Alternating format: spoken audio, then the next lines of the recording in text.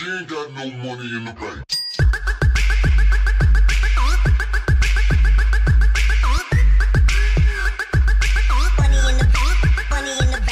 What is going on, everyone? Jack here, and I'm back with another video of West Ham Weekly, episode number 5, I do believe, and they are going through quite quick. And also, as you can tell by the title, we are going to be here talking about the appointment of Slaven Bilic from Besiktas, or we did leave Besiktas, so we didn't have to pay any compensation for him. But I'm here to give my views about it, and I want to hear your views about it too. So, without further ado, we did sign Bilic on a 3-year deal, and he has the potential to bring some legends back as his backroom staff. I believe Potts is one of them, manager of the under-18s, under-21s. I'm not too sure off the top of my head. Obviously, I think Julian Dix might be in the running. Rio Ferdinand's been mentioned a little bit, but I'm not too sure if that will actually happen. And also, he's rumored to bring back some of his Besiktas staff with him, his assistant manager, I do believe. He's played for the club previously, so he knows what the club's all about, and he says that he understands what the club's about. He understands the passion, and also he said that, you know, he loves West Ham. What more could you want as a manager coming into your football club? So I'm happy about that one.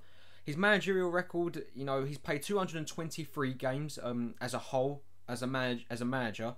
123 of them are wins, 50 of them are draws, 50 of them are losses. That gives him a 55% win ratio as a manager, which is by any means not bad at all. It makes him actually quite a good manager when you look at the stats like that. He did start off his managerial career at Hajduk Split, I want to say, 2001 to 2003. He was in charge for, it says 529 days here, so you know he spent quite a lot of time there. Then he was at the Croatia under-21s. He had 729 days there. That was from 2004 to 2006. And now we look at his last 3 managerial tendencies. So he was at Croatia, which was a big job for him. He was there for actually 6 years in charge of Croatia, 2006 to 2012, 2,161 days in charge of the national side, where he played 63 games, got 40 wins, 14 draws, and 9 losses. That is an incredible record. And considering back then Croatia wasn't the best of sides, you know, you still had like Modric coming through, not even hitting his prime. I don't think Rakitic was even through in the ranks there. Mandzukic might have been there. Olic might have been in his prime. But, you know, that's the team that beat England at Wembley. And, you know, when you see a little glimpse of what he can do there, if he can do that at West Ham, that's absolutely remarkable. But then he did go to Moscow after his time at Croatia was done. 2012 to 2013, he only spent 1 season there, 352 days at the club, 32 games, 13 wins, 7 draws and 12 losses. Not the best of records at Moscow, and hence why he only stayed there for 1 year, because then he did move on to Besiktas from 2013 to 2015, 701 days in charge, 89 games, 47 wins, 21 draws and 21 losses. A very, very good record when you look at it like that from a West Ham point of view. Besiktas, he definitely turned it around, and you know, he has great players at his disposal. But now, I'm not going to talk about stats. We're going to talk about how I personally feel about the appointment. And obviously, we was linked with some massive names, and you know, it's only rightly so that some people might have got a little bit, you know, feel like it's a step down getting Bilic. But I thought Bilic was always going to be our man, no matter what. Obviously, there was talk of Amuri. I thought for a second Amuri could have come to the club along with Rafa, but obviously when Real Madrid come knocking, like I've said so many times, they're going to accept that. You know, he's going to go. He's not going to stay at he's not going to go to West Ham when Real Madrid come knocking, arguably one of the best sides in the world. Moving on though, Amuri and Bisla, it seems that they only wanted to be only in talks with the club just to get a better deal at the club they're currently at. I don't believe Bisla, maybe he did want to come to the football club, but Amuri, I believe, did use us as leverage to get a better deal at Sevilla, because he was never going to leave when you think about it. He had Champions League football at Sevilla, and I couldn't see him leaving, in all honesty. But, you know, Bilic, I'm happy with the appointment. I think it's a good one, and I'm hopeful he can have a good season with us. He's got European experience. He knows what it's like to play in Europa League, so maybe that's a good sign for us. I think he's a good manager to have. I really do. But let me know your thoughts on the appointment of Bilic. I think that he's going to get in some good players, and I think he shows the passion. The fans are going to be right behind him. I think he loves the club. He's going to try his hardest, and he's got the passion, you know, and hopefully it works out for him in the Barclays Premier League. I really do think he will. I'm thinking with him and with European football, I think we can get maybe a 10th or 11th place finish this season.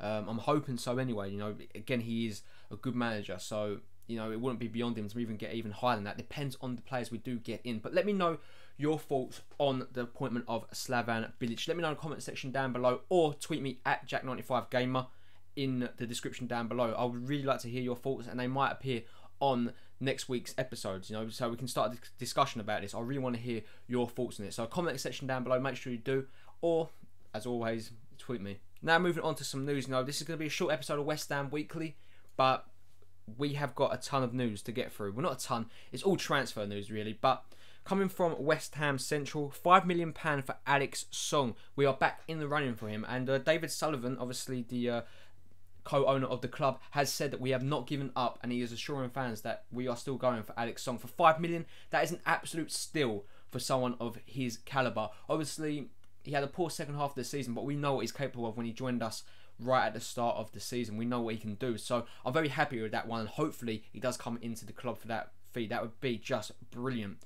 We also are interested in Dimitri Payet too, so I think that'd be a good deal for the club. He's an attacking winger.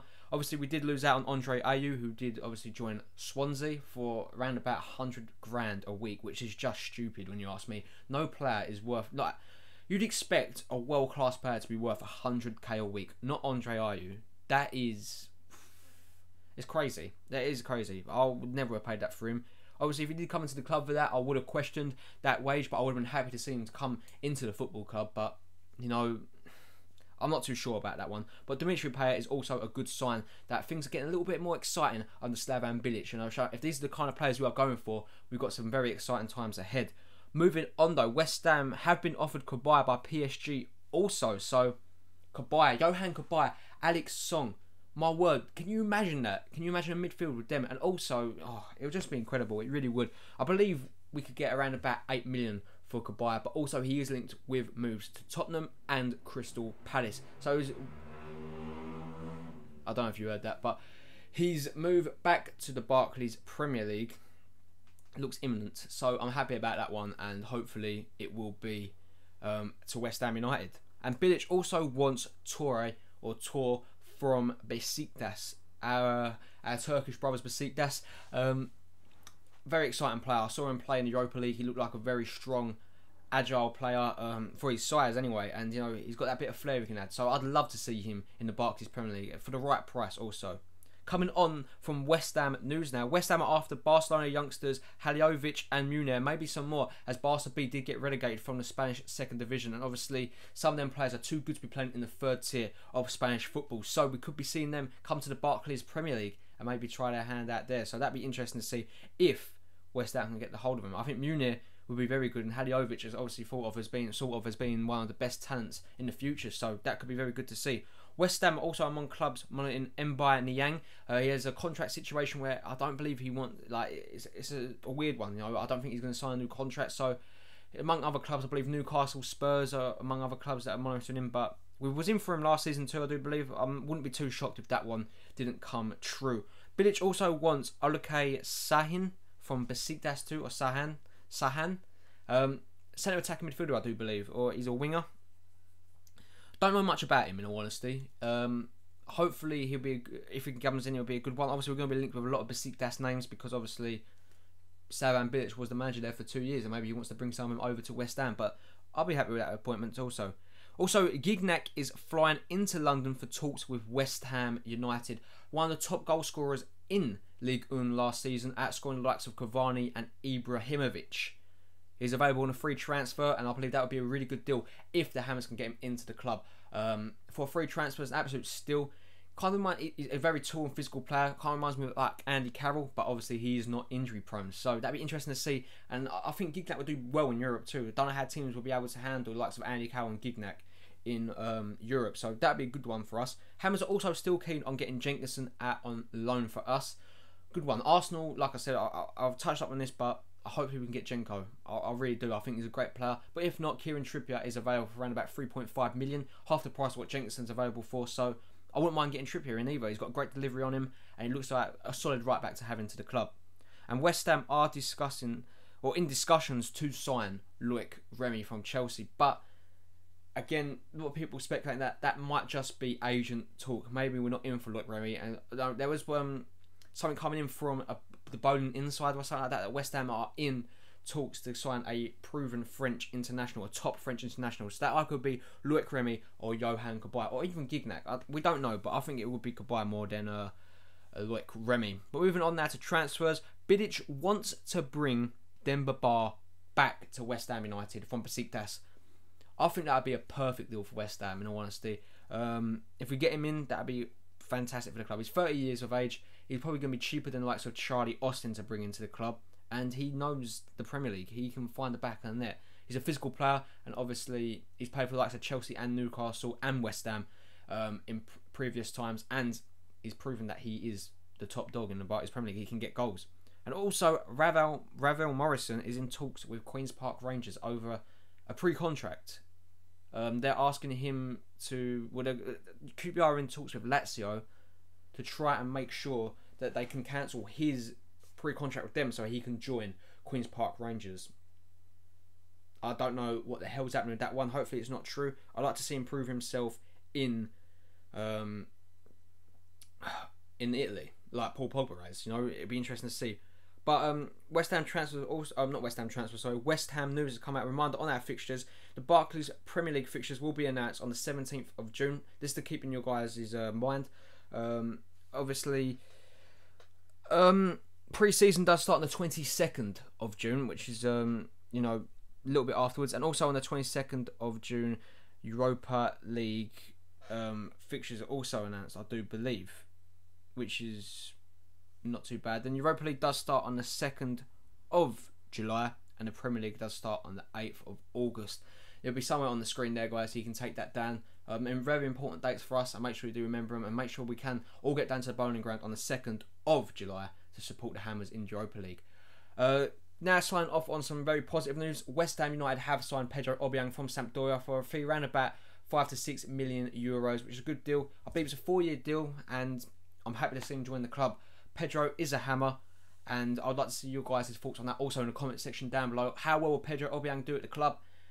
Only time will tell. I think he's a great signing, a great addition to the club. He's a powerhouse. I've had my say on him before. I think he's awesome. I think he's the right move for West Ham, and I can't wait to see how he does next season. But that is going to bring an end to this video, guys. Thank you ever so much for watching it, sorry. And I hope you have a really nice day. I'll catch you in the next one. Come on, you Irons.